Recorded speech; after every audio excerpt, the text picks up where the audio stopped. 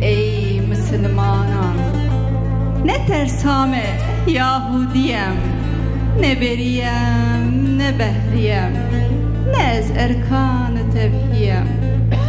Ji evxane bes salek, ji bo mehîdan her o carek.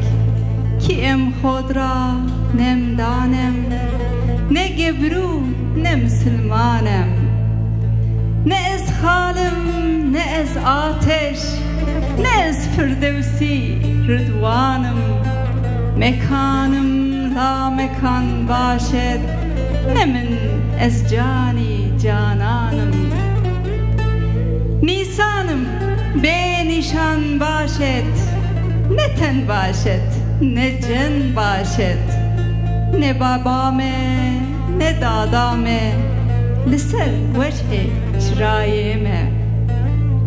نه شرقيم نه غربيم، نه از افلاق گردانم، نه از بنخار و ماچینم، نه از خاک خرستانم.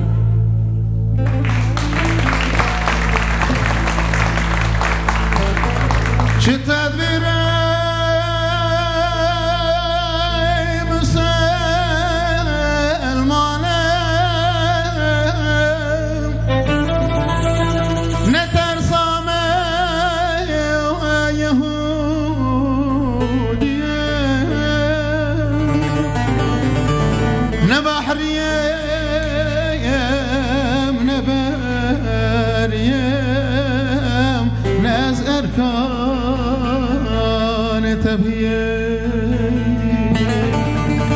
نه بحریم نه بریم نه زرکان طبیم جه افغانه مسه سالک جبو مهی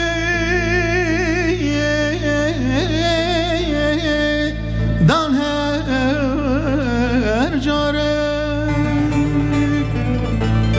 که ام خود را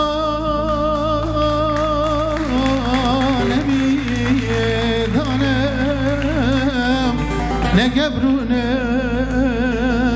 مسلمانم که ام خود را نمیدانم نه خبرونه مسلمانم نه شرقیم نه غربیم نه از افلاک گردانم نه از بالخیار